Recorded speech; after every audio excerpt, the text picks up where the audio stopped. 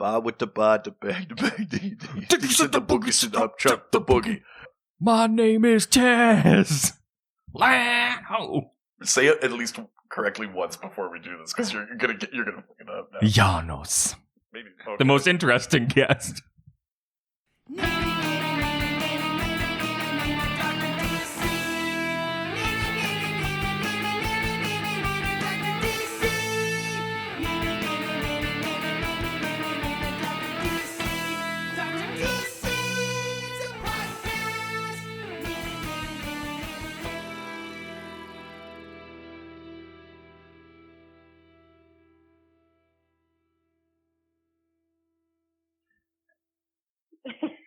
Okay, I'm recording. All right, Okay. sweet. Goodness gracious. Here we go. Here we go.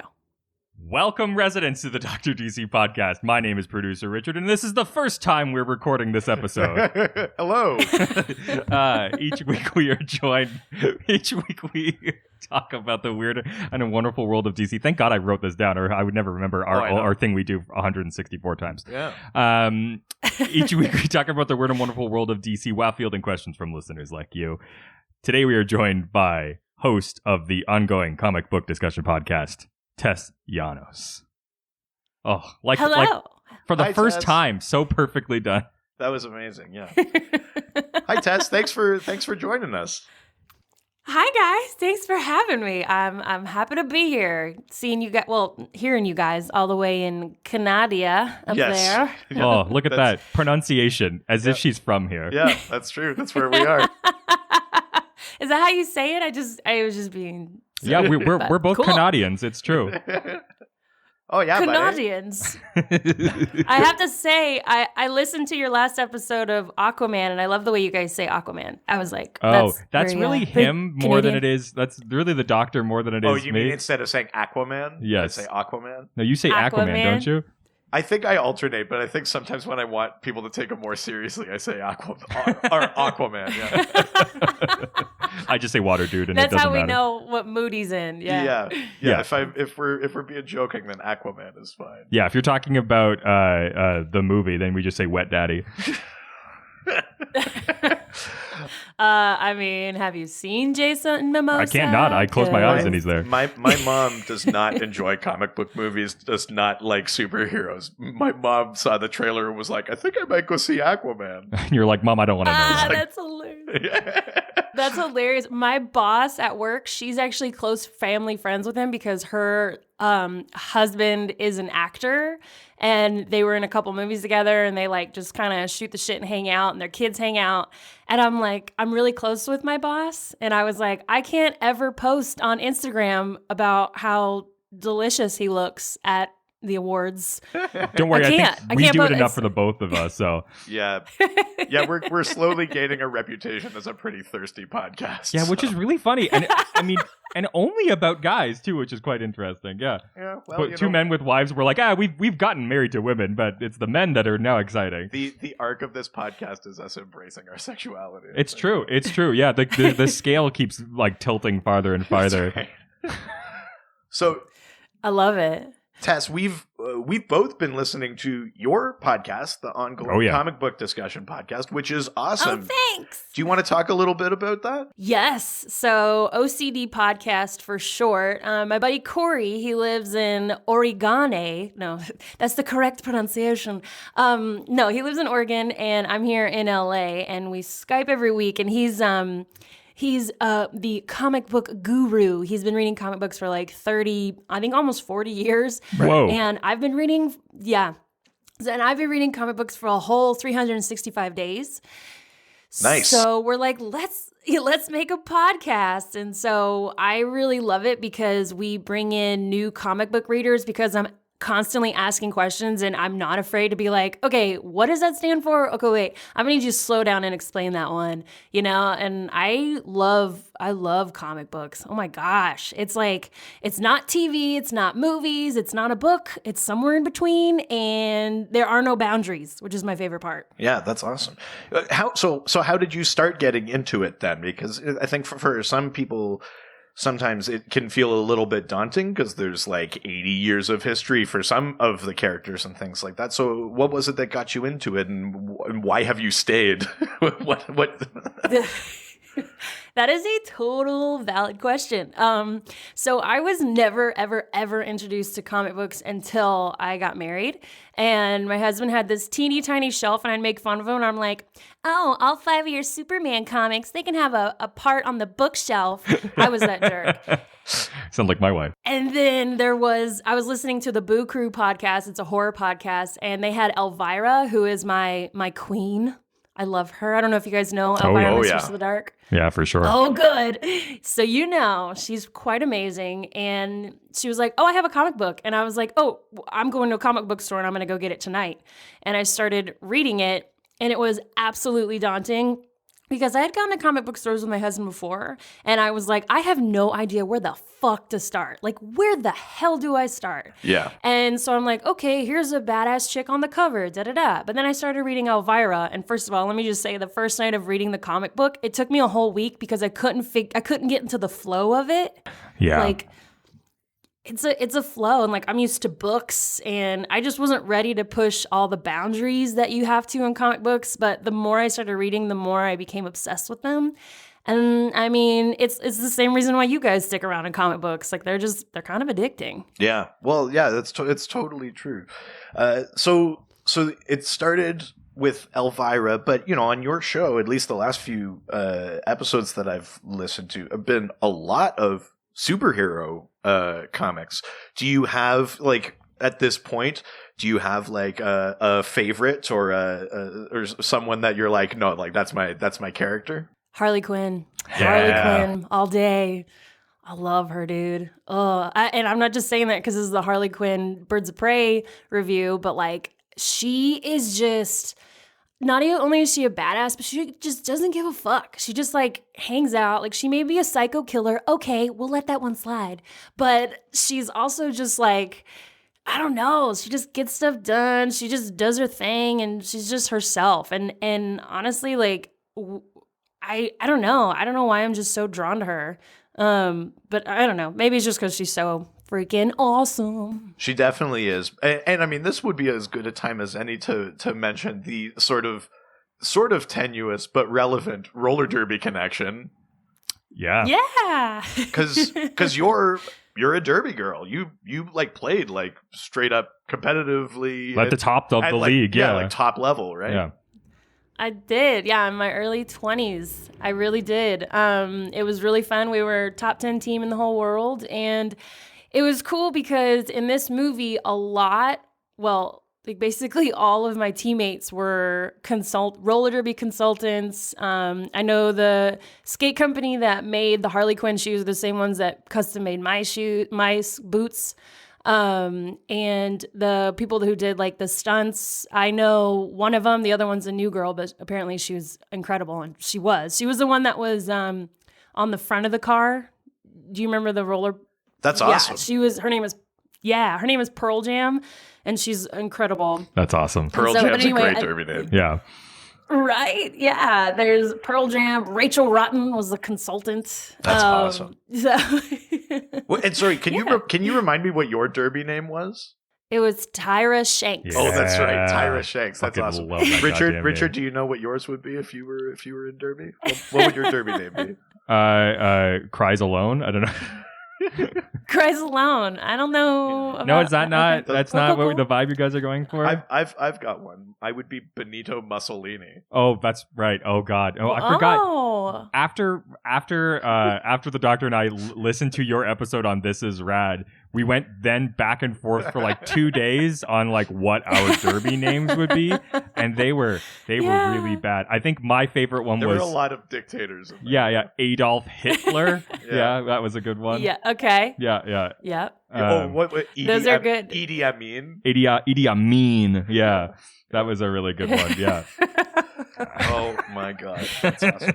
I forgot You gotta turn your Yeah, you got to like turn your pun brain upside down to really figure it out. Oh, And I don't then- know. This podcast, I don't know if we were able to do something Well, like that. I mean, when I listened to that roller derby episode of This Is Rad, I remember because my wife played derby up here for a few years. Oh, Yeah. And I remember she really, really wanted to have a particular name. And like you mentioned on that episode, there's like a register. Like if the name is taken, you can't use the name because she really wanted to be Lady Macbeth. Oh, that's good.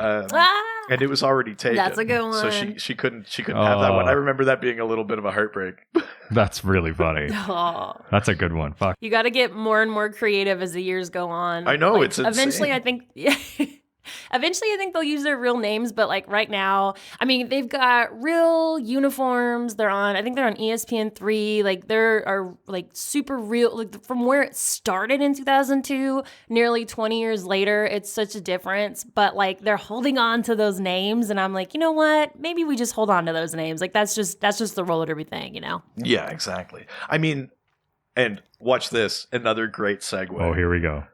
From one group of badass women, like roller derby teams. Oh, yeah, here he goes. To our theme for the episode. Oh, my Another God. group of badass women. How does he do it every week? I don't the understand. Birds of Prey. Wow. It's unbelievable. I should mention off the top, we're not explicitly like just like reviewing the movie, but like movie stuff is probably going to drop throughout this episode. So if you haven't seen it, slight spoiler alert. Yes, I mean we'll do a full review on our Patreon episode, but like it's going to come up. There's Yeah, no yeah. way it's not going to come no, up. and I'm assuming a lot of the questions are going to be focused on the movie as well. So. Oh yeah, exactly. So just a little alert there if you're listening that there will be some spoilers sprinkled throughout. But let's just start with Tess. I know you've seen the movie multiple times, but had you encountered the Birds of Prey in a comic book before you saw the movie? Had you read anything with them? No, I hadn't. And just Harley Quinn. That was it. Oh wow, that's awesome. That's really cool. Has seeing the movie made you want to now read Birds of Prey? Yes, actually, they have really cool editions of the Birds of Prey graphic novels out right now. I was just at a comic store yesterday, and they have like the cover. They have like the Huntress, Black Canary, and Harley Quinn as Margot Robbie as Harley Quinn on the front cover, and then on the inside they have like the OG comics. Yeah. Oh wow, Like, that's it's so not- cool. That is cool. Yeah, it's like they've special edition. Yeah, they've sort of reskinned like old stories so that the cover can tie in with the movie. Yeah. Exactly. That's exactly. awesome. Yeah. Well, we got a What about you guys? Oh, I mean, like I'm familiar with the Birds of Prey. I would be lying if I said they made up the biggest part of my like comic reading or my comic collection. But yeah, no, I mean, like I read a bunch of like the Gail Simone run on Birds of Prey, and then I've witnessed a few different attempts at live action versions. The TV show. There was the TV show from the early 2000s, and then there was like a version of the Birds of Prey on Arrow. That's right. Like there's a version. Well, there wasn't really a version, but you know, Black Canary was on Smallville. Yeah. Like we've seen like bits What? and pieces in other. Oh yeah, things. yeah. Black Canary showed up on Smallville. Yeah. So That's this awesome. movie was the first time that we got as close to the comics team as we have, I think. I would say it's not a 1-for-1, but it's definitely Well, no, certainly not. But it's the closest version I think I've seen. absolutely. Well, we got a ton of questions, so why don't we jump into them? Yeah. Let's first go over to Facebook. Go to the face and the book. Go into the Facebook. That's right.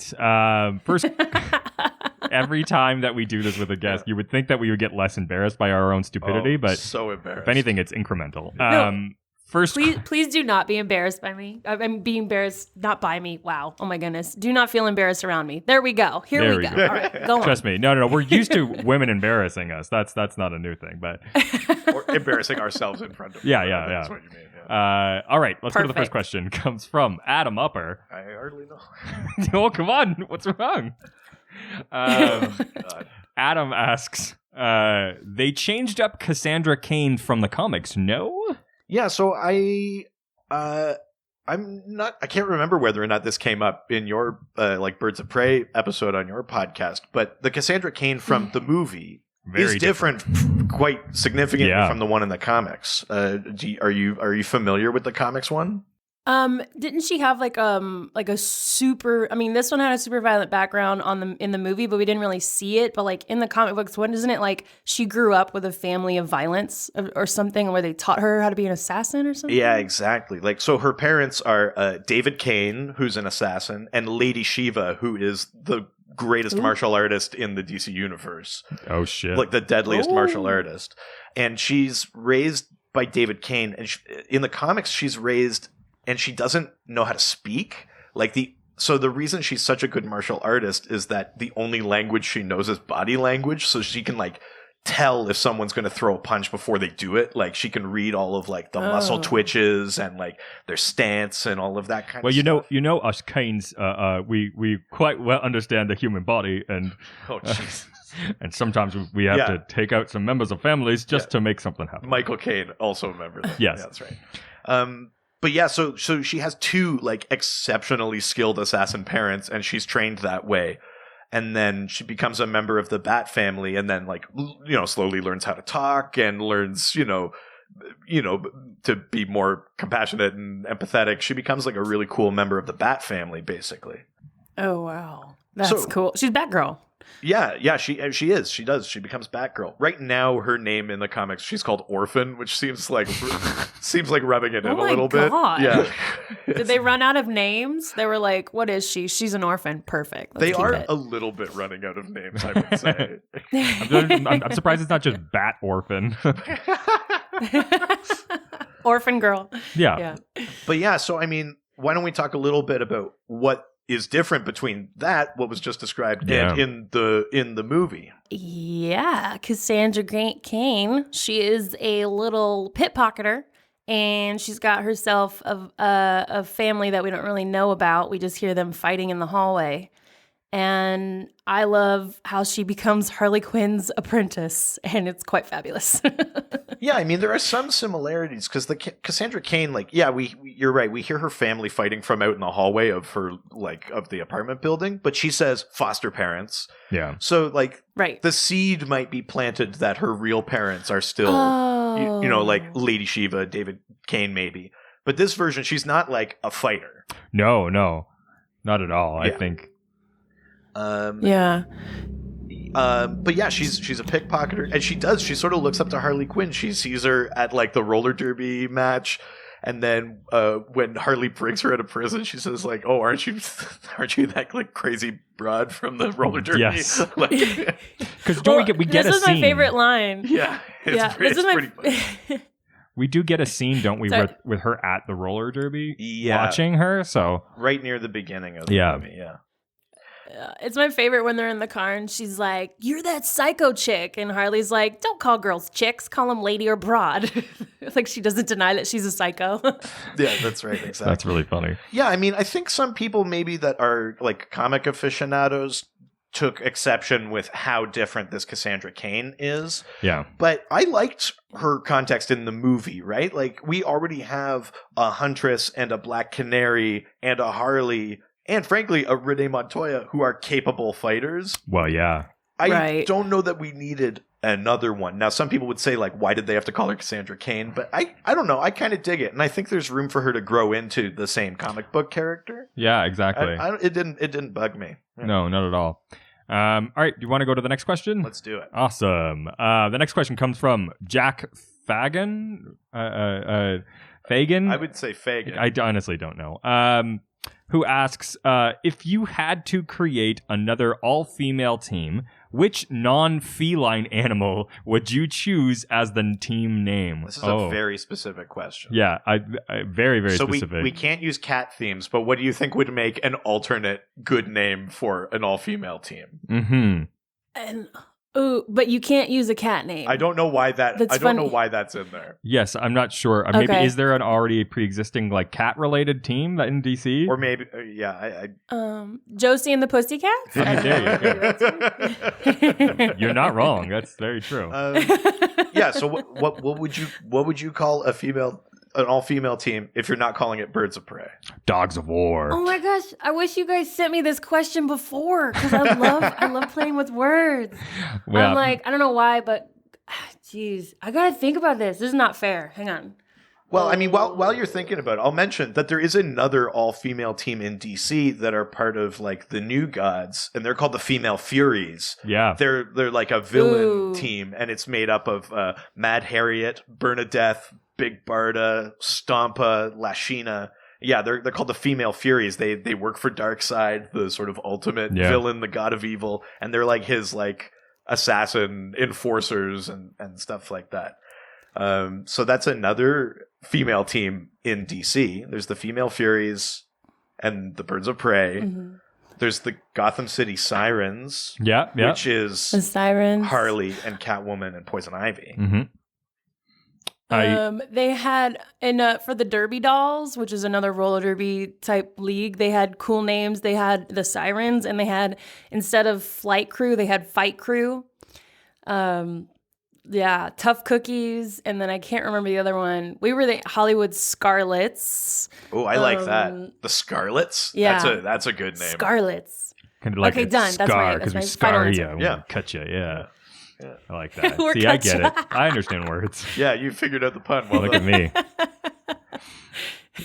That's really funny. Yeah. Do you have the Scarlets? Well, one, I think the Dogs of War would be a Dogs really of good War? one. I think that would be a sweet one. Yeah. I think that would be good. You could do the Rodents of Plague.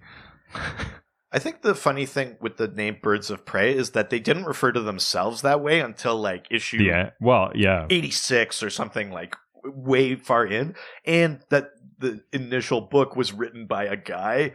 So for so long they didn't call themselves that, and it was a guy, and he was like, here's these birds. Like, it kind of feels sexist. Like, look at these birds fighting crime. Like, the thing is, birds are not really that scary. Like, if you're thinking like a bird, I'm thinking like, a little sparrow. They should be like the ostriches of prey, because ostriches are terrifying. Yeah, exactly. What kind of bird? It almost became a self-fulfilling prophecy, though, because as they added members to the team, like Black Canary was already in there, but then they got Lady Black Hawk, like Hawk and Dove joined the team. It was like, almost like, are you bird themed? Like, do you want to be on our team? That makes a lot of sense. That's funny. All right, let's go to the next question. Let's do it. Which comes from... Okay. We've only just done. Wow, that's nice.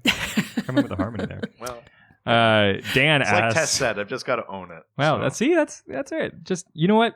You be the best you can be. I'm trying. I know. It's showing.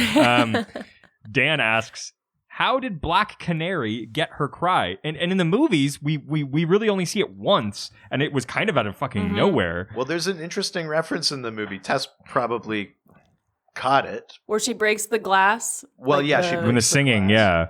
And then when Renee and her are talking in the hallway, Renee sort of implies that her mom could do it too. Oh, really? I didn't even remember that part. That's true. I mean, it's sort of ambiguous. She says, like, your mom had the same power you had. And she could be literally talking about power, or she could be saying, like empowerment kind of. Empowerment, yeah, exactly. Ooh, and then she's like, you don't know my mama. Well, yeah, That's exactly. Right. It's a great scene in the movie. So yeah, in the movie, I think they imply that there was a previous Black Canary with that power. In the comics, Black Canary's mom was an original Black Canary, or at least for a bit. You know, the story always changes. They retcon things, but her mom didn't have the power. Oh, really? Black Canary has a weird comic history, and for a bit, the current Black Canary had a power because a wizard cursed her.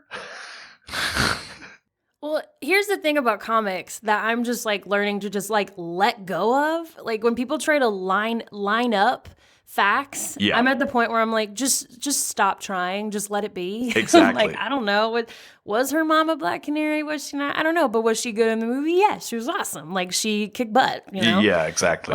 I think that's a good philosophy to have, because I mean, Black Canary in particular has a very weird history where her origin was, sometimes tied to a wizard. Sometimes it had something to do with being like an immigrant from a parallel Earth.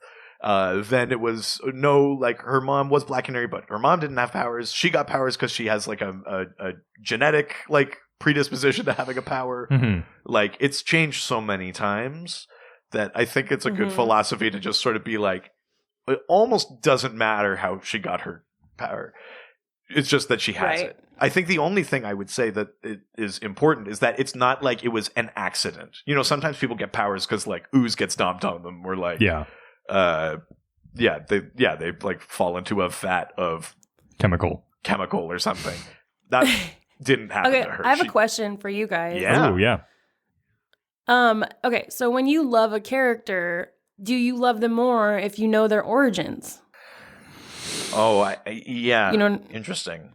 Not necessarily. I don't 100% subscribe to the idea that I need to know everything about them in order to love them. And sometimes it actually makes me love them less. Depending on the character and the origin. It just depends on how it's done. Because, like, I think it's just about the execution of it, right? I like learning things about a character I love. But if it's done poorly, I would rather not know them. And the best example I can give is Star Wars. Love Darth Vader.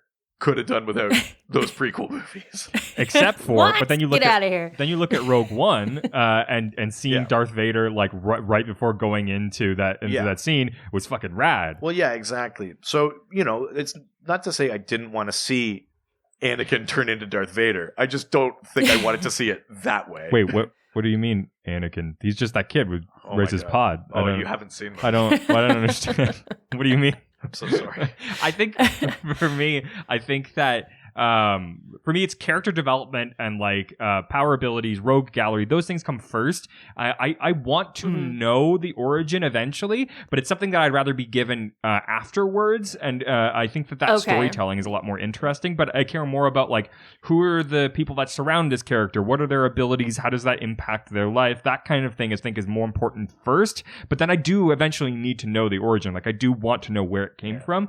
But I think it shouldn't be first. And I think that's what a lot of these movies do wrong is they go, okay, this is how everybody got to where they are. Yeah. Now we'll tell you the interesting story. And that's why the second movie tends to be so good for a lot of these superhero things. Yeah.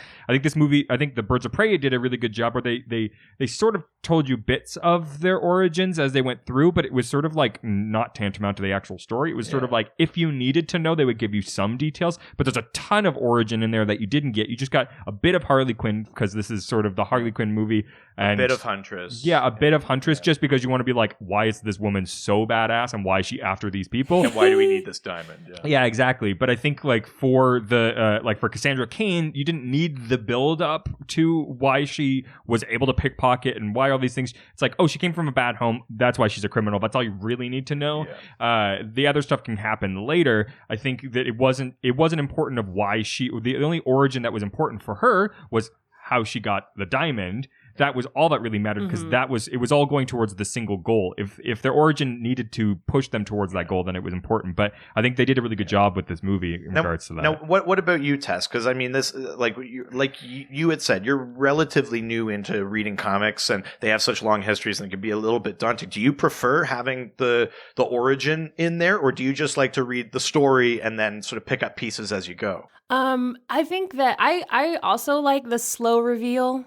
You know, or it's not all given to you at once because sometimes it's a lot to chew. Yeah. You know, because then you have a crap ton other questions. I don't really know if I have an answer because I'm just so open to like, okay, that's the character. But I do feel like gypped if somebody just reveals a character to me and I'm like, wait, back up. Even though this is not something that would actually happen in the human world, I need to know a little bit more. Like Black Canary, when she did the thing in the cave and she knocked down all the guys at the end so that Harley could skate on through, even though that was absolutely incredible, I was also like, wait a minute, I missed that part. Like how, like, you know, like I would love her even more if I knew just even her. I mean, that's her big power. Not the fact that she knows like ninja moves. I mean, we won't just even talk about that. She just does. We'll glaze over that one. Yeah. But like her voice, that one, I'm like, hold up. Like,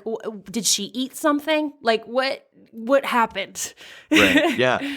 Yeah. I mean, that's fair. I mean, yeah. If you hadn't read about Black Canary or were unfamiliar, that does come out of nowhere in that movie, which is fair. I think a thing that you would probably find fun about Black Canary in the comics and that the movie does well is that she has this power and like the movie, she barely uses it. Like, if she doesn't have to use it, she won't. It's not like the Flash where without the power, he's not very helpful. It's like she will use her hands and feet, her martial arts ability, her like motorcycle skills, her anything. She'll use anything else before she uses that canary cry. It's always like a last resort or like this is the only tool for the job kind of thing. So she's sort of different from other superheroes that way in that she kind of elects not to use her power most of the time. Or because it's so uncontrollable. Yeah. But she does have this like essence just when she's walking around that you're like, you don't want to mess with her. Yeah, and totally. She doesn't have to use her powers. She can use them that one time and it was enough to save the moment. That was awesome. But like even before we knew that she was a fighter, she was Black Mask's like right-hand woman. And she just, the way she stood there watching him do things, how strong she was, even though she hated what was happening. Like you were like, whoa, what is brewing in her mind right now? So like she was just stronger, just in her being too, which made her awesome. Yeah, totally. Yeah, completely agree. Awesome. Let's go to the next question. So we're leaving Facebook and we're heading on over to Twitter. Twitter. That's right. First question comes from the Senator, James Paulson. James. Son of Paul. Yeah, son of Paul. James asks, which members are the most important as core members of the group? And for Tess, we heard you mention many roller derby women on This Is Rad. If you had to make a Birds of Prey team from Derby Girls, you know, who would be on it? Ooh, I like that one. Let's do that one first. Ooh, that's a really good question. Okay, how many do I have? How many? What is that? 4? 5? I think anywhere between sort of like 3 and 6. You know, the Birds of Prey lineup rotates in the comics, so I think anywhere between like 3 and 6 members. If you had to pick your Derby Girls or Derby Girls, to make up Birds of Prey badass team, who would it be? Okay, well, me. Obviously. And then, okay, I got 5 more. Chrissy Crash, who is this 6-foot tall goddess. She kind of is like Big Barda from Mr. Miracle. Yes. Yeah, she's incredible. Chrissy Crash. Rachel Rotten, because she's extremely good at strategy, and she was actually the roller derby consultant on this film. Love that girl. Oh, wow. Fuck, that's rad. And yeah, that's the spinoff of This Is Rad. Fuck, that's rad. That's basically our podcast, This girl named Shiv, who was like a badass mom and a roller derby girl. And she was just like kind of the mom of the group, which you got to have like kind of a mom and mom sure strength. I mean, like, in general, that's the lifting cars off of babies kind of strength. That's nothing more powerful than mom strength. That's right. And then this other girl named B Train, who I absolutely love. She lives in Utah, and she is just like a smart mouth, and she would like kind of Harley Quinn talk her way out of situations. That's now my I team. just want a comic book that's roller derby girls. I think someone. Okay. Tess, you just need to make that, I think. Yeah, I'm putting this on you. Yeah, homework. Yeah. Okay, great. Okay, cool. I'm down. Yeah. That's such a cool group. I know. We need our own comic book for sure. It's a whole. We need our own reality show. Shit. Oh my god, I would 100 like that Cheer Netflix show. Oh, yes. Yes. Oh my god, I would See, totally. what I love about this lineup that Tess is making is that, like, I don't know if it's on purpose or not, but it feels like it's hitting like different archetypes. You have like someone that sort of looks after the group, right? That's looking out for everyone. You have someone that like maybe causes trouble in the first place because they've got like a smart mouth or something. You got someone that's like got like a lot of like the brawn or stuff like. I think Tess is like the Raphael. Like I would love that. I love pizza. Raphael. Wait, no, that's Mikey. No. I think you're like the leader of the group. The like. Oh, Leo. Yeah. That's awesome. I love that roller derby Birds of Prey team. That's such a DC fucking execs, we know you're always listening. Well, of course. Yeah. Hire Tess. Yes, absolutely. Please. But so let's go to the first part of this question, I guess, which is which member are the most important as core members of this group? Because as we were just saying, is this team switched up a bunch. Yep.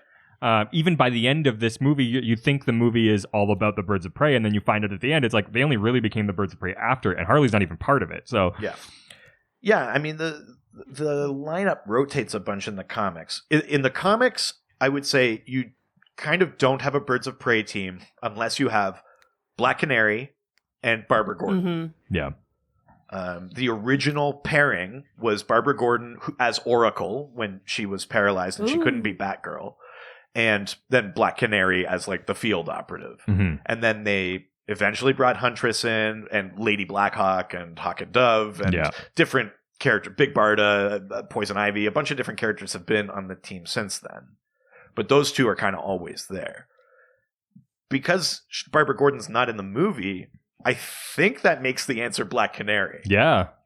That it's not the Birds of Prey without Black Canary. It's the one sort of mainstay. It seems to be. Well, and I feel like she properly represents what this group is, which is sort of neither good nor bad. I think that Black Canary's so like the history has been so like riding that line constantly. Well, and it's like street level, right? Because Black Canary is like romantically linked to Green Arrow, who's also like sort of street level, like stopping drug dealers and stuff, like not necessarily like fighting gods. Yeah, but the Black Canary hangs out with bad guys and it supports bad guys a lot of the time. I think that she so perfectly rides that sort of line between good and bad. When Barbara Gordon is really more, it's a good character, I think, more often than not. But I think Black Canary rides that line so perfectly that it's a perfect representation of what that group is, and it's a bird. Like, I mean, there's that to it. I feel like that's your pillar, and then everything gets built around her. Yeah. Even though she's not necessarily the leader of the group very often, right? Like, I mean, she kind of is, but Black Canary has a pretty big comic. Like, Black Canary has been the chair of the Justice League. Like, she's big time as well. But with the Birds of Prey, I think she's pretty crucial. I think it's hard to have a Birds of Prey team without Black Canary. Yeah, absolutely. That's true. Yeah, awesome. Yeah, Black Canary's kind of like the consistent character, because like Renee is like, she just left the police station, so she's trying to figure that out. Huntress just wanted to kill like 4 dudes. Yeah. And she's like, wait, I'm part of a group now. And Harley Quinn's always been by herself. So Black Canary's like, I know who I am. And yeah. I think certainly in the movie, of all of those characters, the one that maybe has like the wherewithal to sort of wrangle all of those personalities is Dinah, is Black Canary. Yeah. That makes a lot of sense. Yeah, absolutely. She seems to be the one that's got the strongest sort of like understanding of who they are. Yeah, to keep people in control, so Huntress doesn't just go like on a murder spree. Well, yeah, exactly. Renee doesn't, drink herself to death, or like she seems to almost be the less broken one, which just seems like a weird thing to say, but she does seem the most in control of her shit. Yeah. Like, she's the one who has enough wherewithal to not use her abilities unless she has to, because she understands like how like uncontrollable they are. Yeah, I think so. Yeah, absolutely. I like that a lot. All right, let's go to the next question. It's the top speaker at the superhero conference. It's Adam talking Superman. Wow. Wow, I pulled that one out of my ass. Oh, really? Yeah, it seems so good. And it was pre-written, can't you see? Adam asks, where did the name of the team come from? Because that's a thing that they don't really touch on the movies. Well, I don't know that I have a real answer to this, but like I said, they don't call themselves that until like in the 80s of the issues of the comic. It's a thing that they're just sort of referred to by one dick. It's just the comic book is called that, but they don't call themselves that. Yeah. I have a sneaking suspicion it's a little sexist. Oh. That Chuck Dixon was just like, here's a couple of these birds, they're fighting crime. He's like, Birds of Prey. Oh, that's fun. Like, oh, yeah. I kind of feel like that's it. I don't know that there's like a deeper story to that than that. Tess, what do you let's open this question up a little bit. What do you think of that as a name for a team? Do you think it's like good or empowering or anything like that? Yeah, now that you're saying that, I'm like, well, Birds of Predator sounds worse. Oh, yeah. Predator birds, Birds of Prey, but is it prey like I'm gonna pray? No, it's Prey. So prey, Birds of Prey. Yo, I do not know. That's a good question. I don't think I have a real answer to that question, other than I suspect that Chuck Dixon was being sexist. Then let's plug our ears and go, no, not listening. Yeah. I like that. That's good. That's a good way to think about a lot of these Golden and Silver Age comics. Well, I mean, this is modern age because Barbara Gordon didn't get crippled. You're not helping me until here. Killing Joke in the 80s. So this was like late 80s, early 90s is when Birds of Prey started. Yes. Well, you're not helping the case then. I know. Yeah, just a bad man doing bad things. Let's just make the best of it as we can. Yeah. All right, well, let's go to the next question then. Sure. Ooh. Hey, is that a whale? Oh, yeah, it's Jeff Whaley. Whale. Yeah. Yeah. It's Jeff Whaley. That's right. Jesus Christ. It just doesn't dawn on me how stupid we are until we have to be in front of someone else. Yeah. The worst is when we have to do live episodes. Yeah, well, we got another one of those coming up. Fuck, we do. Jeff Whaley asks, what female character that hasn't been on the team before would you like to see join? A second part of this question, which I think you'll enjoy this test too, is what Marvel character do you think would fit best with the Birds of Prey? All right, so 2 parts. Which DC character do you want to see join the team? Which Marvel character would you want to see join the team? Poison Ivy. I know that's not Marvel, but Poison Ivy. Yeah. Definitely. Yeah. For DC. I think very hello. Very, very briefly, I think in like that New 52 era, she was brought onto the team. But there was such a brief like time. But yes, I agree. Now, why would you want to see Poison Ivy in there? How do you see her like interacting with the group? I think they'd all get along. I think she'd kind of wrangle Harley to not be so dang selfish. Sure, yeah. Yeah, be more of a team player because that's kind of what she does. She's kind of like the girlfriend / mom of Harley. Yeah, which I admire. True. That's true. Yes, there's an element of momming. Yes. Yeah. But the second part, the Marvel character, I think Gamora would be a good Birds of Prey. Oh yeah. But also having like someone from space too. Yeah, I like that. That'd really change shit up. Oh yeah, I dig that. Richard, what about you? Oh, okay. I would like to see. What's a female that hasn't been? I think that.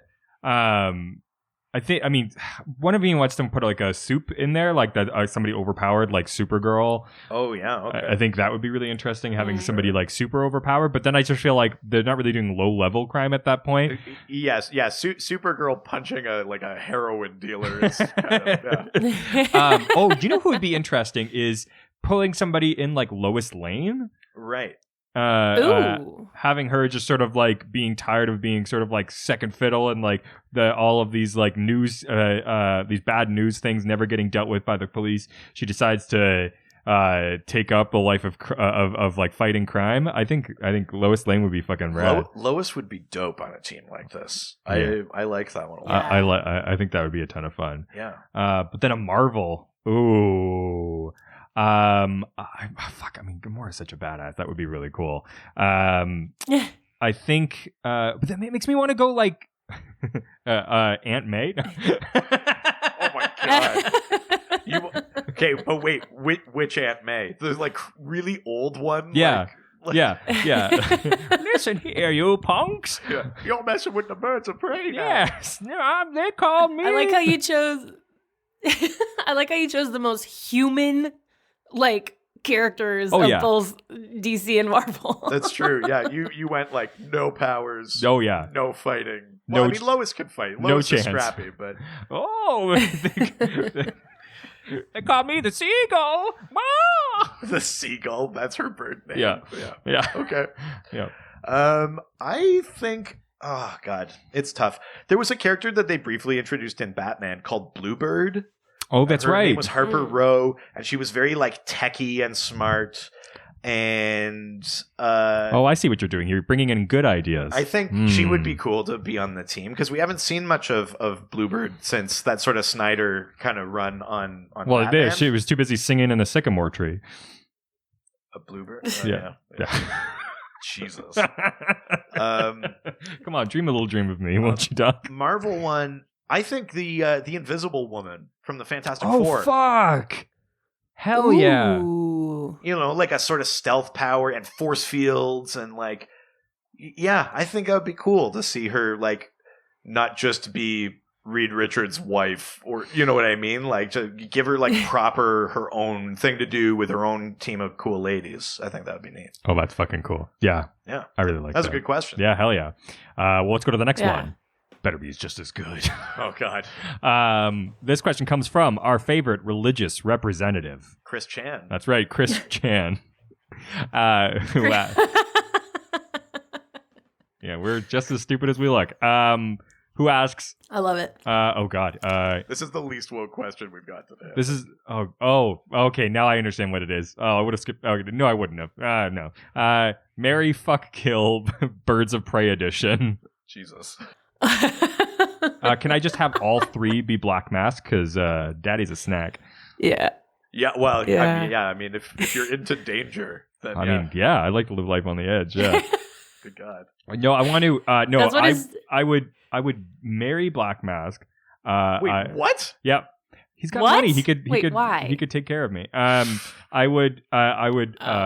He don't care about you, honey. Yeah, no kidding. No, I can change him. Richard. I can. I would fuck Victor Zaz. Okay. What is wrong with you? Okay. He's got to be yeah. an animal. I can see that. Yeah. God. Yeah, he's just, Is it like knife play? well, Ugh. got to keep it alive in bed.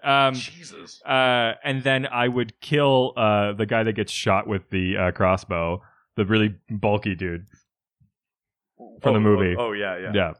So sorry, your Birds of Prey edition, Marry, Fuck, Kill, are all the most dangerous men that could ruin you. Yeah. I got daddy issues, okay? You got right? Okay. Oh, and with Black Mask, I got a zaddy issue. Jesus. Tess? How do I follow that? I mean, literally any answer you give would be less disturbing than the answer Richard gave. Yet I didn't objectify any women, so Yeah, you carefully sidestepped did that, but somehow went to a darker Wow. that's what I'm here for. I even thought I was like, is it because his wife might be listening? He doesn't want to marry or fuck one of the Birds of Prey? Oh, no, that wouldn't stop No, me, he yeah. means it. Yeah, no. I think it. Richard means he's being sincere. Yeah. Okay. I'd probably marry Harley Quinn because that would be a good time. Oh Interesting, yeah. Lots of fun. Well, because I think I just turned into Poison Ivy. Right. Oh, yeah. I would. Right. I would probably fuck Huntress because she's hot. Yeah. Fair enough. Yeah.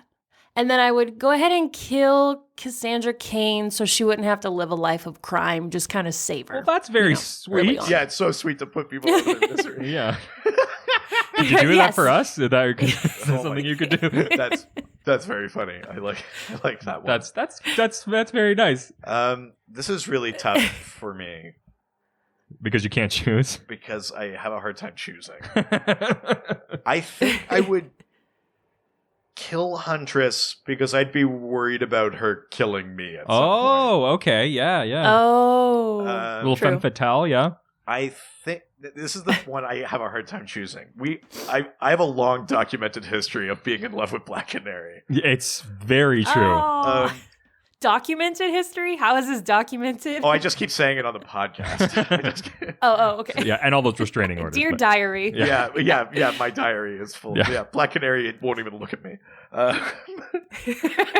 I have a hard time choosing here because I think Black Canary is very sexy, but I think she's also the one I want to marry. Oh. I think I'm going to go marry Black Canary. Well, I mean, it rhymes. 'cause How it could you rhymes. not? Yeah. And B, because, I mean, she's badass. She's got her, shit together. I think I would marry Black Canary. And then, I mean, if we're going on the movie, then I guess I'd fuck Harley. I mean, Is maybe, the most cliche answer I could give, but I think that's it. Actually, no. Gee, I'm going to change that up. Renee. What? Montoya's seen some things, and she wants to yeah. work them out, I think. And I think I would go for that. she's seen some things. She's learned some things. I think I would go for that, yeah. Yeah. I mean, you saw her Now, in that corset. The problem with Renee is that she wouldn't want me because she's a lesbian woman? and I am not her Oh. type. I just meant a woman, but yeah. But she also killed your father and prepared to die. Yeah, that's right. It's that Montoya, yeah. Yeah. Thank you, Chris. Bah, get out of here. Get out of here. I'm just a little stinker. All right, let's go to the next question.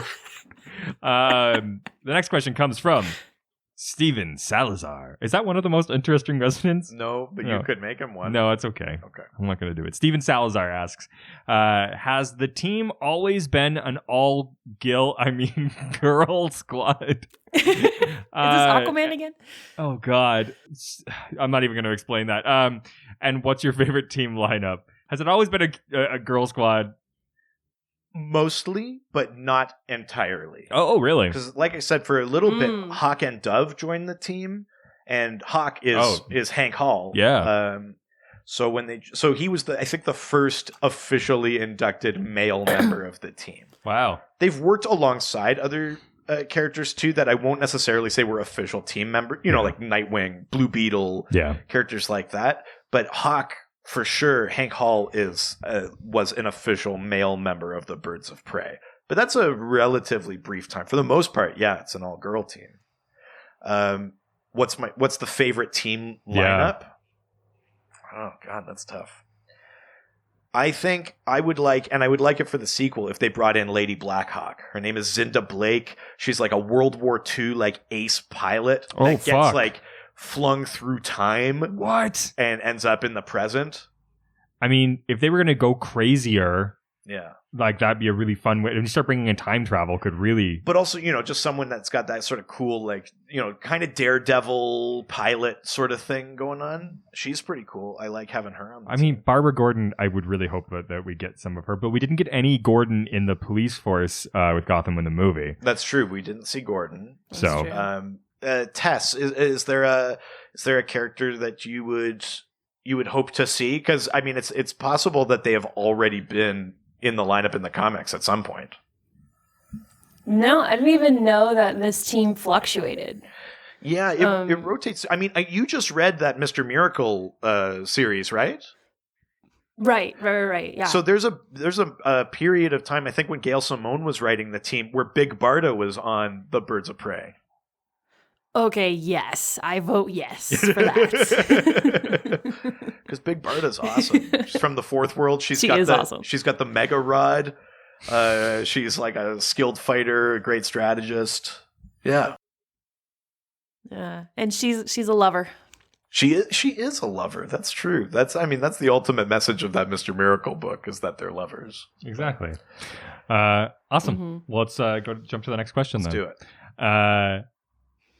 That goes Cray. Ain't it, Jay? What's she order? Fish fillet. That's right. The next question comes from the Cray Ghost, who asks, "We've all heard the rumors, have we? We've all heard the rumors of 5G and the jump forward in the timeline. So who would be your 5G Birds of Prey lineup? And do any returning mantles have new faces behind the literal or metaphorical mask?" There's a lot in there that I don't 100% want to unpack. I'm super confused because I don't know. I'm like, are they talking about like a phone network? Yeah, telecommunications. Yeah. So this 5G thing is like yet another one of these things where they rewrite history. Okay. And it refers to 5 generations. Oh. So the idea is that we're about to be getting comics that take place a little in the future. I think it's called like the Generation of Tomorrow or something, where different people take up like people have retired out of their superhero identities. Fucking rad. So for example, like their kids and stuff. Like Luke Fox, like Lucius Fox's son is going to be Batman. Oh, wow. Fuck. Jonathan Kent will be Superman, probably. Cassie Sandsmark, Wonder Girl from the Teen Titans, will probably be Wonder Woman. Wow. So this question is asking for us to imagine what the next generation Birds of Prey might look like. Which is challenging because the Birds of Prey are typically like I mean, Black Canary, sure, but a lot of them don't really have like generations and lines that you can follow down. Well, I guess what this question, maybe what we should do is, let's start with, who of the Birds of Prey could we imagine having an actual like hereditary heir? Because I think Black Canary, yes. You think Black Canary? Sure. Yeah, because I think like her and Arrow could potentially have an heir. That would be an easy one, I think. Is there, Tess, do you think there's anyone that maybe has like an easy, even from the movie sort of version, an easy like handoff, like now you're the new insert superhero? This may be above my pay grade, guys. Let's see. If Huntress had a kid, I think that Huntress is gonna eventually have a life like kind of like a monk, where she does a lot of internal spiritual stuff and kind of creates this offspring that just is very centered and balanced. So I think maybe her. I mean, her offspring. That's pretty cool too. The idea of a Huntress so different from her version. Yeah, I really like that. That's actually nice. That's really cool. I mean, that it almost makes me think of, without like being douchey, like a Boondock Saints-y thing, where if they're very centered and sort of spiritual, then it's like killing is like the cosmically ordained option, but maybe normally they're not quite as trigger happy as the original Huntress. Oh, I like that. Yeah, that doing it more out of like a spiritual balance. I think that's really cool. Did Harley and Joker ever have a kid? I was gonna ask that because I know there's an old Harley at one point, right? There's a comic book series where it's an old Harley. Yeah, they did an old woman Harley, like a parody kind of thing of Old Man Logan. That's really they funny. did a comic of that. I think in the Batman Beyond cartoon, there are these two characters. They're called Dee Dee and that's right. someone else, and they're sort of like bendy, contortionist, marionette kind of looking people. Yeah, and in an episode, or no, it's in the Return of the Joker, like the direct-to-DVD movie. Yeah. I think they get picked up from prison. They get bailed out from prison by someone that they call Grandma Harley. Oh, I do remember that. So I think in that like animated world, yes, there is like an actual family member to sort of take up the Harley thing. I mean, if we go by the movie, it's possible that Harley, trains up Cassandra, and then Cassandra becomes like a sort of Harley Jr. That's true. Yep. That would be really, really interesting. That could be one.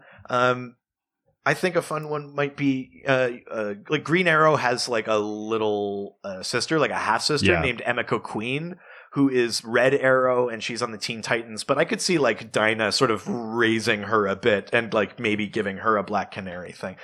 It's not necessarily that she gets the power though, right? But it would just be, maybe she becomes some sort of, maybe she becomes like the Black Arrow or something, right? Like to honor both of them, honor her sort of half brother and honor like the sort of mother figure. Could be like a version like that, maybe. Yeah, I like that. That would be really cool. Yeah, and then maybe you could. I have an inquiry. Yeah, please. Sorry, no, you guys are. I don't want to jump in. You guys are so. Oh my God, please jump in. God, we're just vamping. No, that's good. So this is just expand your brain for a sec. So you know how sequels to movies, the reasons why people go to those movies is because of the first movie, correct? Right. Yeah. Because they're like, many years later, there's a Die Hard 12. Yeah, let's go. Or like Star Wars, all those things. So like basically a child of a superhero is the sequel of a superhero. So people are following the kids because they are like, oh, your dad was Superman, so you've got to be just as cool. Right. But like what I would love to see is that people that are bred from major events that happen from the superhero, like a big, war scene or like, you know what I mean? Like that would be cooler than people making babies. You know what I'm saying? Right. They were affected by something that occurred because of that hero or villain. Right. Like how Lex Luthor was like a big old bully when he was a kid and then he became maniacally insane. Like that kind of thing.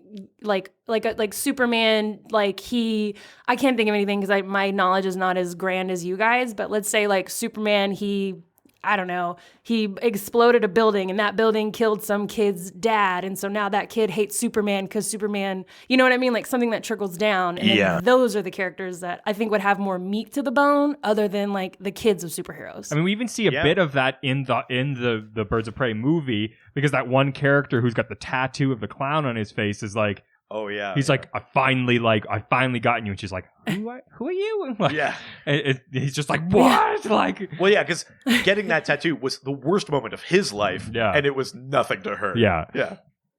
I think that's a really good option for that. Yeah, I love that idea. I think that could be super, super interesting. Yeah, it's true. Yeah, it's possible that we were thinking. Well, about also the Huntress. I mean, Huntress like is her whole thing is being sort of subjected to being part of this crime war, and then spending her entire life building up to trying to get back to that. I mean, It would be interesting maybe Yeah. like on the hero side if the Birds of Prey saved someone and then Yeah. that person was sort of inspired by them and grew up and then Right. eventually like joined the team because they were like, no, you saved me, you turned my life around Yeah. or whatever, and then, like now I want to pay it forward. Yeah. That's awesome. Yeah. I think that would be a really good opportunity Yeah, for that. I completely agree. That's definitely way You could do cooler. something like that with Renee Montoya, where it's somebody that maybe she like picked up off the street and helped out, and then wanted to be a cop, and then sort of followed her same path. I think that'd be really cool. Yeah, absolutely. Right. Yeah. Exactly. All right, let's go to the next question. Sure. That was a great one. Oh, do you hear the donkey cry? It must be morning. The next question comes from Braydon. Good God. Do you write this stuff or do you just improv it as you go? I I'm improv it curious. and then commit. It would be infinitely sadder if this was written. Yeah, no. Braydon asks, it's Braydon. You're yeah. proud of that one. Yeah, I can see I it really on your am. face. Who are some of the recurring villains that the Birds of Prey have faced? This is one I do not know anything about. So They have... Sometimes they just fight other sort of villains from other things. You know, other ones in Gotham or other ones in whatever. But I think this would be a fun time to maybe introduce Tess to a pretty ridiculous character that becomes like basically their biggest villain. Yeah. There's a character called the Calculator. What? Is this scientific? Is he good at math? Or? Well, so when the Calculator first showed up in like the 60s or whatever, he was a Batman villain that basically wore a giant calculator. And I think if he pressed buttons, he could like make things appear or something like that. He was like just a joke character. But later in the Birds of Prey comics, he becomes like the anti-Oracle. Oh, okay. So Barbara Gordon as Oracle is like this computer whiz, expert hacker, like intelligence master. The Calculator becomes like the opposite version where he's like an information broker for villains. And he's like also an expert hacker, and he's sort of like he like helps coordinate villains and like gives them info they need. Does he and Oracle is on the other side trying to like coordinate heroes and help them do what they need. Does the Calculator hold like a lasso and like a cow brand? What? This is Texas Instruments. Jesus Christ.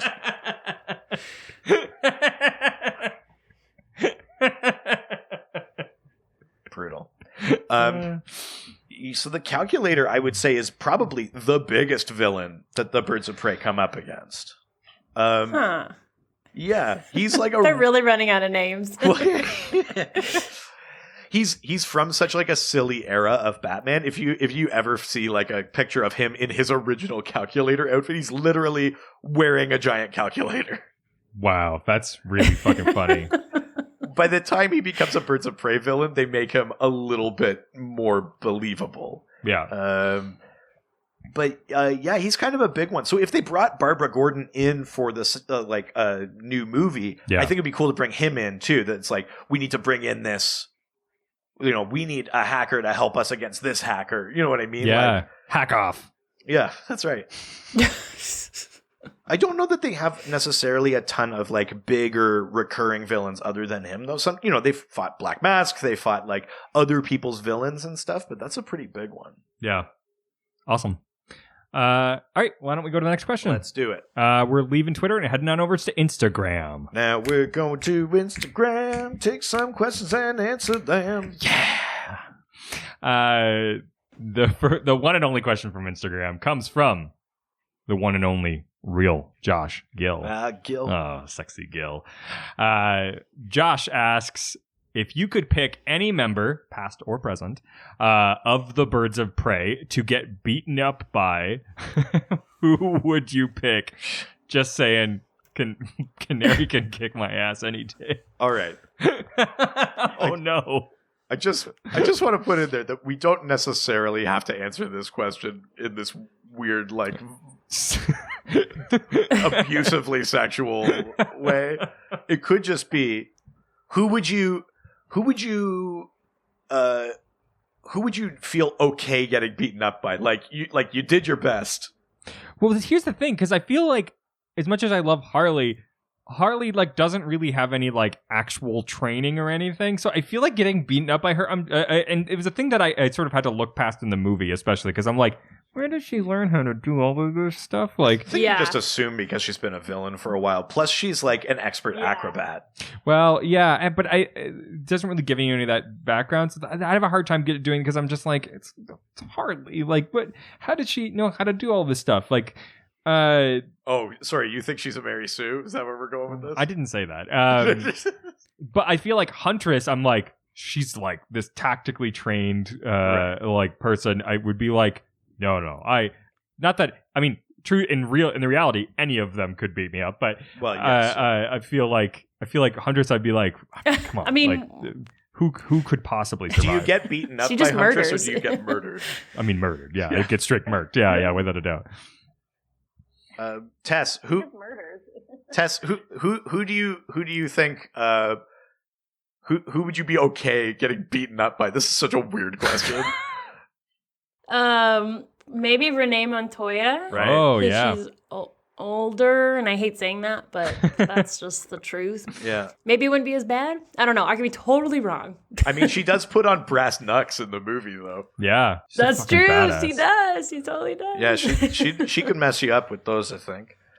Come on, Doc. Who would you like to get beaten up by? Well, I mean, my answer is obviously Black Canary. But for all the wrong reasons. For all the wrong reasons. I think I would literally avoid trying to get beat up by Huntress because I think she would just kill me. Oh, you wouldn't even get a chance. You wouldn't even know she was coming. You would just be like, oh, shoot, there's an arrow in me. I guess I got beaten up. I guess I'm dead now. Yeah. I think the same thing kind of applies to Harley. Yeah. Yeah, Black Canary, I think I stand a reasonable shot of not being murdered. Yes. Same with Renee Montoya. Yeah, it's got to be one of them. If it's this version of Cassandra Cain, at least, I would be definitely not happy I got beaten I mean, up. I have a 2nd degree black belt, so if I got beat by that version of Cassandra Cain, that would be unfortunate. Yeah. But the comic Cassandra Cain, my black belt is about as useful as a piece of paper compared to her. So, exactly. Yeah. Interesting. Well, at least the question didn't make us uncomfortable. Let's move on. Yeah, sure did. Let's leave Instagram and head on over to Reddit, where everyone's nice and no one's ever mean. Not even once. Reddit's such a nice place for all the nice people. This is the last question, and it comes from Never Say Die, Iron Joker 33. Very good. Yeah. Who asks, what role do the birds of prey play that makes them unique among super teams in the DC universe? Do we ever see alternate versions from other Earths? Oh, that's a great question. Yeah.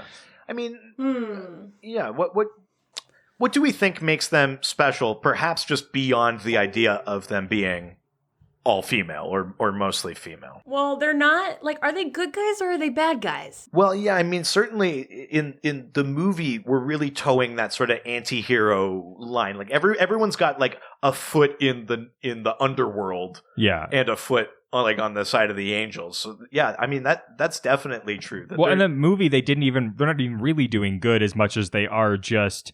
Not until the very end do they start like a group that does any good. They're really just keeping themselves from dying, which is not really trying to do good, as more of they are just preserving their own like mortality. Well, and I think the thing too is they're mostly trying to save Cassandra, right? Yeah, I think if Cassandra hadn't swallowed that diamond, they might have just given up the diamond. Like Roman Sionis might have just taken over Gotham. Yeah. Like I don't know that they were necessarily stopping that. Yeah. They were really trying to save Cass, I think, more than anything. I guess there's good in that for sure. Oh, definitely. But I think what makes them unique is that they are so like heavily like entrenched in sort of the underworld, and yet wanting to do more definitely is part of the thing that makes them do better. Because even a lot of the like other villain groups are not trying to do good. Right. I think this is a villain group that's trying to be more than just that. Right. Interesting. I sort of I think the other thing that I like too is that they're like, and it's true in the movie and in the comics. Yeah, they're like fighting crime lords, and they're like stopping drug trades. Yeah, and they're fighting.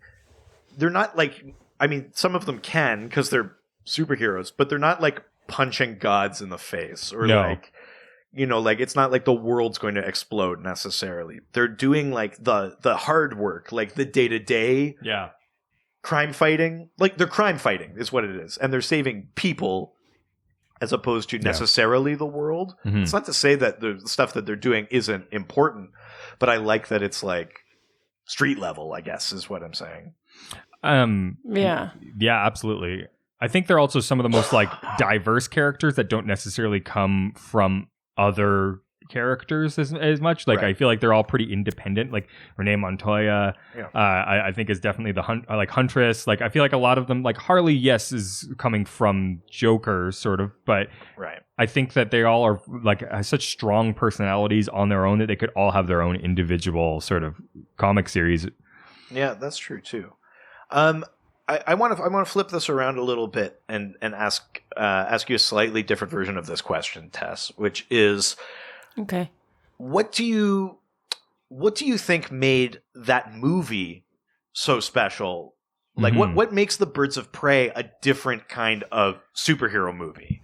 Because at this point we get superhero movies constantly. Yeah, this one felt different. What do you think was different about this one? I think because this, okay, so like, I'm going to say like the cliche thing, guys get all of the action movies. Yeah. I can't think of a girl action movie just in like my personal experience that I felt so strongly about than this one. And like girls we're walking out of the theater feeling pumped. We're like, we can do whatever, you know? But like these girls, the reason why they were so great is because every single one of them had a moment to break the mold. Mm-hmm. And that's really why they bonded, was because they'd been through trauma and they've heard of, you know, people telling them the worst things in the whole world, but they've overcome all of that and they still kicked ass, you know? And it's like, there are also not enough films, not just women in action roles, but also women who come together and collaborate and create a team, because there are more often than not movies that pit women against each other. And this one was like, no, how do we come together and beat like 100 bad guys?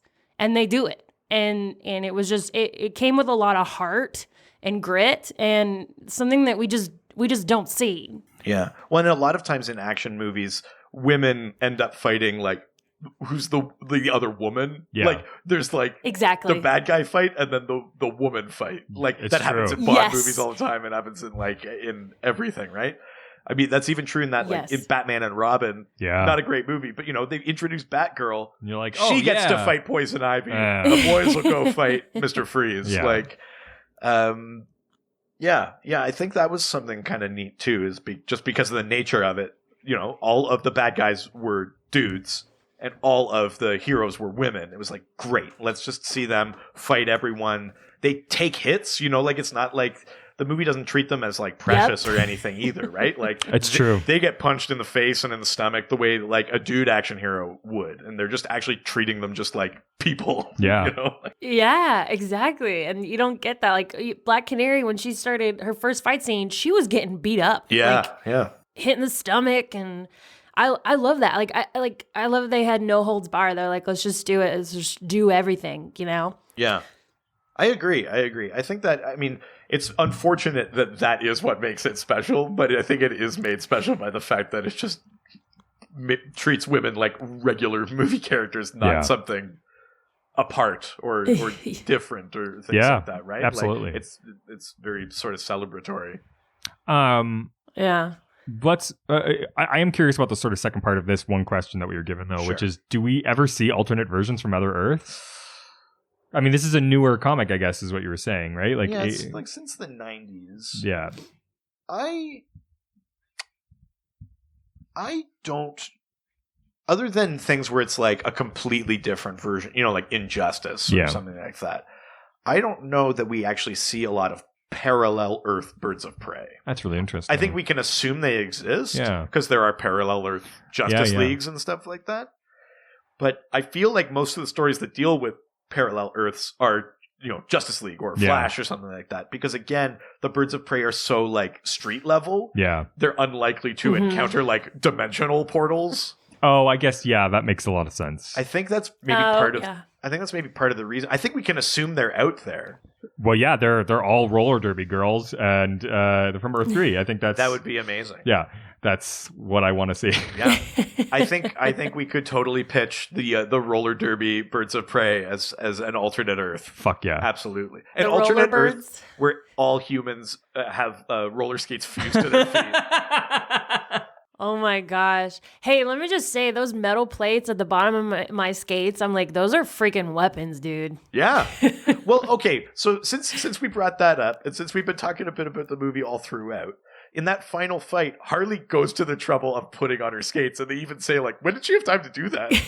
And so what did you think of, I mean, obviously it comes in handy when she's doing the chase stuff, but what did you think of, like, her fighting in roller skates? Was that cool? I loved it, because I always think, like, so I usually go skating at night, because, like, after work, and sometimes my husband's like, be careful, and the first thing I think of is, like, dude, I have weapons on my feet.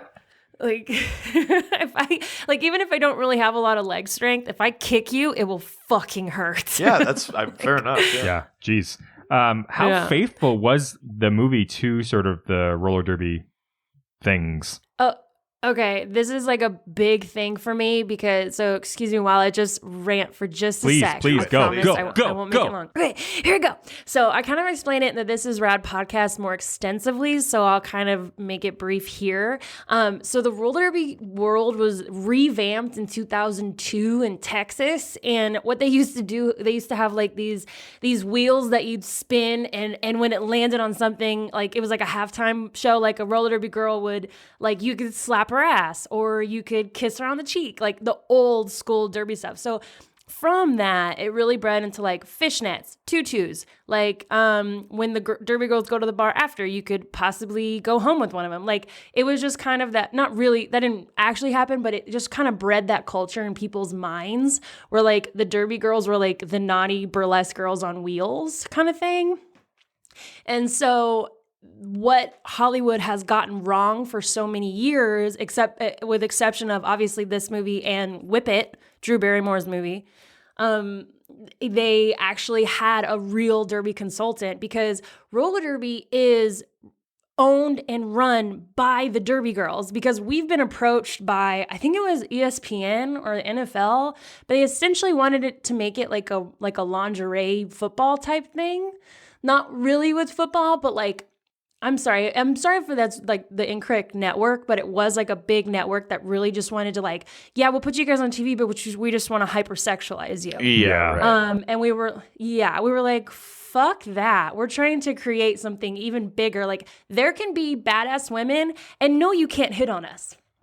So, but what this film did right, and I was like, I hope that they have, and before I knew that some of my teammates were consultants, I was like, I hope they don't exploit it and make it go backwards, But they did actually have a legit derby girl who I know, who is a contact in my phone. That's She's amazing. Like so freaking cool. Her name is Rachel Rotten. She's the perfect person for this. And she, from top to bottom, she helped make sure that the skates were right. The skates were designed by Rydell Skates, Skatewear. She just made sure like the game was played correctly. Everybody had the correct padding on, like from top to bottom, every single part of this. It was just true to roller derby world. Other than the fact that the game that Harley Quinn was playing was very, very brutal and violent, and she broke 1,000 derby rules. But for the sake of the movie, it's fine. But that's my long answer, but short answer, like I was very pleased with how they portrayed them, and I hope and I think that a lot more girls will want to pick up roller skates now and want to play roller derby now. Because of you, I knew that watching it, I was like, oh, this is the slanted type of. It's the banked. It's the banked one, the and bank. Then there's one that's not. And that was because of you. I didn't know that was a difference. Well, yeah, the bank. That's big time. Yeah.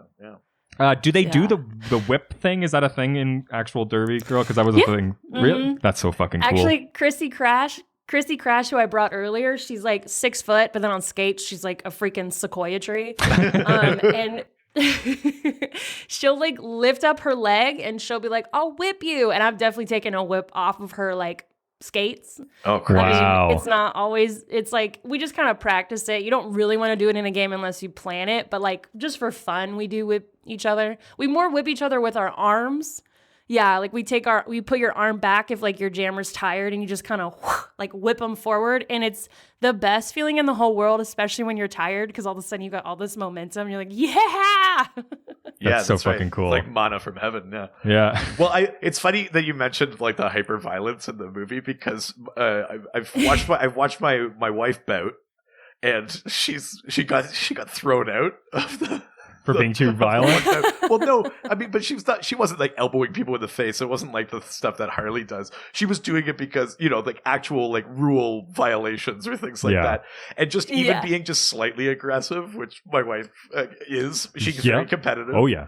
And just those little things that she got like ejected from the boat. Yes, and I was like, you're wow. like, that's my wife. It's like, I mean, it would have been worth it. If you're going to get ejected anyway, might as well throw some bows. Hell yeah. Yeah. That's amazing. Well, let's take this in for a landing. Right, but you know what that means. Oh, God. I always forget about this. And we didn't I don't think we warned Tess either. Oh. No, I didn't. Oh, no. So we do a thing at the end of every episode.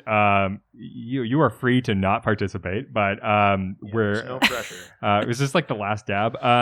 We do a thing called Dial Doc. If you want to explain that. Sure. It's based on an old comic series called Dial H for Hero, where you had this like magic telephone dial, and if you dialed Hero into it, you were turned into a random character with a funny name and a crazy power. That was unique to that issue. It was never before seen character. Yeah, so you wouldn't like turn into Wonder Woman. You would turn into, like podcast man, and you would just have podcast powers or whatever. And it was just a random thing. So every week we try to come up with new characters. We've been doing it for far too long.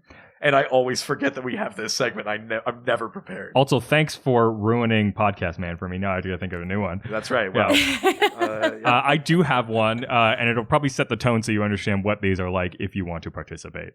My character's name is Woodwork. Okay. And his ability is that anybody can tell him an idea, and he'll be able to immediately tell if that's going to work or not. Oh, so W-O-U. Yeah. It really sets up a precedent and then just completely dashes it upon the rocks of decisions. Yeah. So I could say, like, I've got a great idea for a podcast. I'd be like, that would work. Right. So his only power is telling you whether or not something is feasible. Yeah. Right.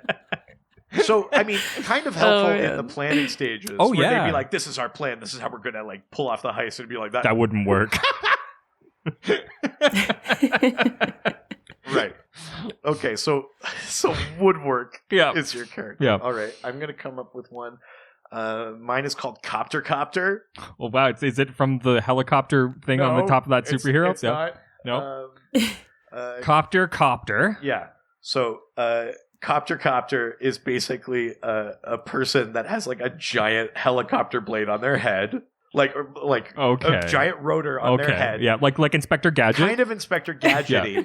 And the only power they have is to be a helicopter. They don't have like super strength or anything. They're not like resistant to wind, so if they fly too fast, it hurts. They can get cold. Like so they can't even go that high. Yeah, exactly. And they need to, and because they're not like the weight of a helicopter, like a strong wind could like move them off. Oh, it's like with my drone that's really light, but then it gets thrown around. Like a drone. So Copter's only ability is having like a giant helicopter rotor that they cannot make disappear or put away. Is it strong enough that they could carry someone if they needed to? They could, yeah, but they can't put it away, so it's hard for them to get through doorways. Oh, it's always up. It's always on them.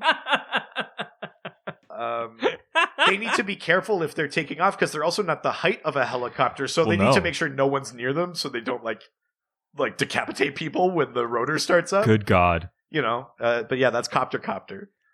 Tess, do you want to participate? You do not have to. I absolutely want to participate. I just wish I had more time.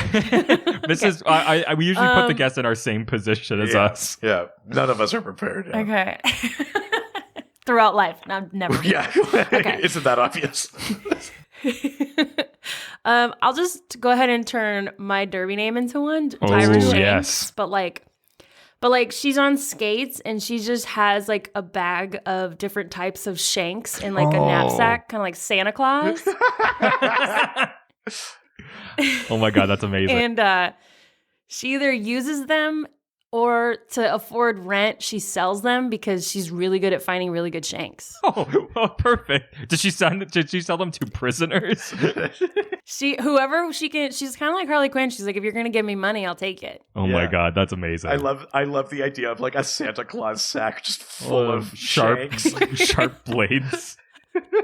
It's like poking out a little bit because it's like a burlap sack. Well, of course. I love that. So we've got Woodwork, Copter, and Tyra Shanks. Oh, so good. Those are great. I fucking love that. I love Thank you so much, Tess, for coming on this podcast. I know that it was a nightmare getting this all set up, but I appreciate you being on this. This is awesome. Thank you so much. Oh my gosh, I was so happy to be here. Yeah, thank you guys so much for having me. With your last moment here, do you want to promote any? That sounds a lot more menacing than I meant to. Sounds like you're going to execute. No, I just. Is there anything that you want to promote? Obviously, you have an amazing podcast. Yes, you can find our podcast, Ongoing Comic Book Discussion Podcast, at OCD Podcast on Instagram. And then if you want to follow me in my skating adventures, you can find me on Instagram as well at Tess Llanos. That's TESSLLANOS. Well, that wasn't your first time doing that. Yeah, that was polished. That was good. No. Yeah. That's awesome. Well, thank you so much for coming on. We both listen to the OCD podcast, so we definitely recommend listening to that too. Yeah, absolutely. Well, thanks. Thanks, guys. Thanks so much. We'll talk to you later. Thank you, Tess. Okay, awesome. All right, bye. Bye. If you want to send us your idea for a dial doc, all you have to do is use the hashtag dial doc, and you can send us your idea for a character, or you can send us a question for next week's episode. Have we figured out what that is? Yes, we have. Our Golden Age patrons have decided next week's episode is about common misconceptions, things that people just assume about characters or stories, assume about DC Comics, and that are incorrect. Love this idea. So send your questions about things like that, or not even necessarily questions, but just things you want us to talk about. And that's next week's episode. Absolutely. So send us your questions through our social media platforms, such as our Facebook, Dr. DC Podcast, our Twitter, at Dr. DC, Instagram, Dr. DC Podcast, email, drdcpodcast@gmail.com. Of course, our fancy subreddit, r/Dr_DC. And of course, the doc phone is now open. 208-917-3238. That's 208-917-DCEU. And also go to our website. drdcpodcast.com. I'm having a stroke. Oh, Clarence. Don't forget to give us a 5-star review. We're heading towards something. We don't know what it is, but we're rocketing towards that. Could be a wall. Yeah, could most likely. With us, it would be. Give us a 5-star review. And of course, every single week, you give $5, you get an extra episode on Friday, and it could be anything. It could be DC related. This week, it's going to be the full review of the Birds of Prey movie. That's right. But also could be fast food, which we just did the week prior. Yeah. Delicious fast food. Yeah. We really open up some darkness in our lives and talk about our obsession with food. Yeah, some darkness in our lives and some cholesterol in our veins. And our hearts. But yeah, go over to the Patreon, patreon.com/DrDC. There's a $5 level where, like Richard said, you get the double dose every week extra on Friday. $2. So $7 a week total. You get the double dose, but you also get the prescribed reading. It's a video episode where we talk about a current comic. You get a merch discount. You get to help vote for an episode theme every month. You get to help decide reading assignments when we do specials, like our Valentine's special that just came out and stuff like that. How much skin we're showing? There's only one way to find out. Yeah, if you donate the right amount, then we're setting a dangerous precedent there. But those Patreon subscriptions help us enormously. They help us make the main podcast even better, and they help us make other stuff that we give to you, the patrons. So please, patreon.com/DrDC. Everyone has their price. That's it Ours for this is pretty week. low, $7 a month plus an extra 50 cents if you send them through e-transfer, and you know what you'll get. That's it for this week. We'll talk to you on Friday if you're a Patreon subscriber. Otherwise, see you next week. Adios. Ciao. They always fight for what is right. Live with danger and adventure. They are men of... This was a Brain Freeze podcast.